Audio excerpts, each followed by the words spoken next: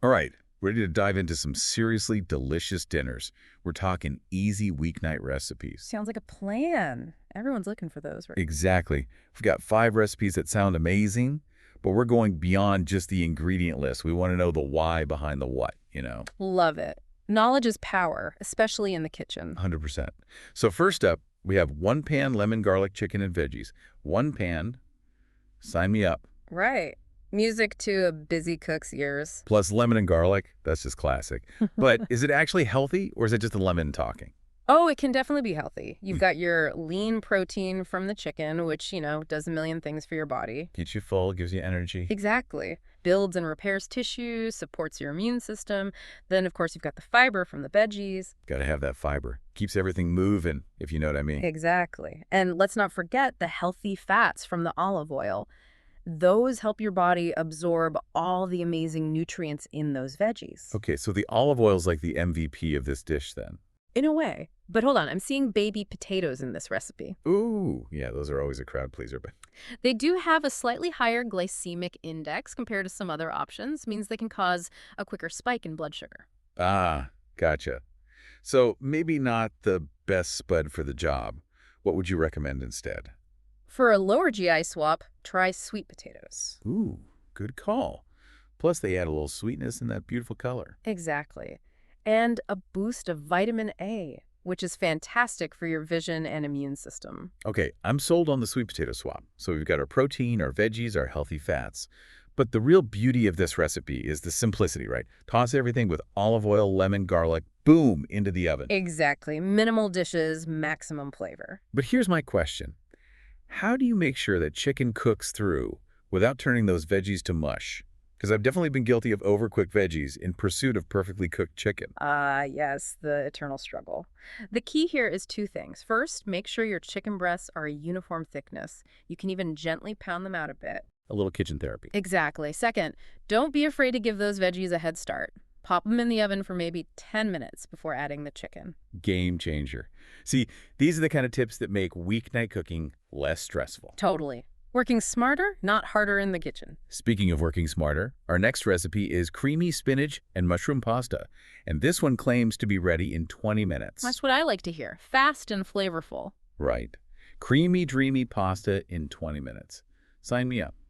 But, and there's always does that creamy part cancel out all the good stuff from the spinach and mushrooms? Not necessarily. While we don't want to go overboard on the heavy cream every night, a little bit can actually enhance the nutritional value of this dish. Hold on, back up.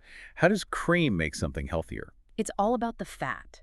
Fat plays a crucial role in nutrient absorption, especially for those fat-soluble vitamins hiding out in the spinach and mushrooms. Huh, interesting. So the cream helps your body make the most of the good stuff. Exactly. Think of it as a nutrient taxi. Love that. I'm all about those sneaky little tricks. Now let's talk about those nutrient superstars, spinach and mushrooms. Oh, they're powerhouses. Spinach is packed with vitamins A, C, and K, along with folate and iron. We're talking energy, immunity. Healthy blood cells, even. And mushrooms, they often get overlooked, but they're a good source of B vitamins and selenium, which is an antioxidant. That's like a veggie party in your bowl. Now, to sneak in a little extra fiber, what kind of pasta would you go for here? Ooh, I'm so glad you asked. Whole wheat pasta is always a good choice. Easy swap. Exactly. And if you want to have a little fun with the shapes, try orecchiette. Those little ear-shaped ones are perfect for catching all those creamy, cheesy bits. Ooh, orecchiette it is. Okay, moving on to a recipe that claims to be both healthy and indulgent, which I'm always a little skeptical of, but hopeful. Yeah. We're talking teriyaki salmon with rice. Is it really possible to have it both ways, especially on a 30-minute timeline? I think so. First of all, salmon. It deserves a permanent spot on any healthy eating plan. Agreed. It's like the Beyoncé of the fish world. But what makes it so great? It's all about those omega-3 fatty acids. They're amazing for heart health, brain function. Okay, so the salmon gets a gold star. What about the teriyaki sauce, though? Delicious, yes, but I always worry about hidden sugar and sodium. You're right to be mindful of that. Store-bought teriyaki sauces can definitely be sneaky sources of sodium. Which we want to limit, right? Exactly, especially for blood pressure. But here's the thing, you don't have to sacrifice flavor. You can find low-sodium soy sauce or tamari to use as a base. Good to know. So making your own is an option. Absolutely. You can control the ingredients and make it exactly how you like it. Fresh ginger, garlic, a touch of honey, or maple syrup for sweetness. Okay, I'm inspired. Now, one thing that always intimidates me, even with the simple salmon recipe, is searing. Any tips for getting that crispy skin without overcooking the inside?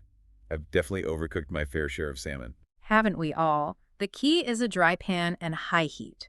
Pat your salmon fillets dry with a paper towel. Make sure your skillet is nice and hot before adding any oil. Once the oil is shimmering, gently lay the salmon in, skin side down. Okay, got it. And here's the hard part, don't touch it. Resist the urge to poke or prod. Just let it sear undisturbed for a good 4 to 5 minutes until the skin releases easily from the pan. Patience is key. I'm putting that on a Post-it note for my kitchen. All right, moving on to a dish that always makes me think of home.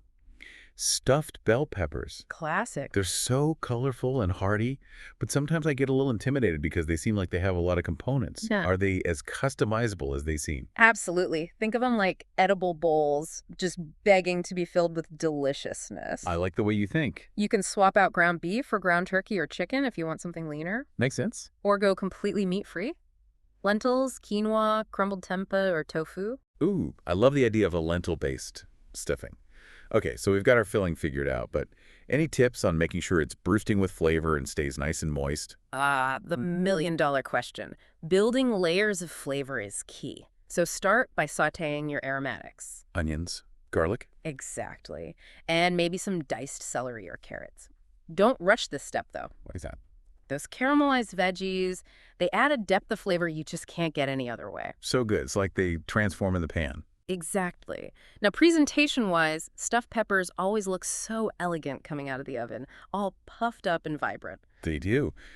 Any tips for taking their presentation from simple to stunning? You know, something to really wow myself. It's all about the finishing touches.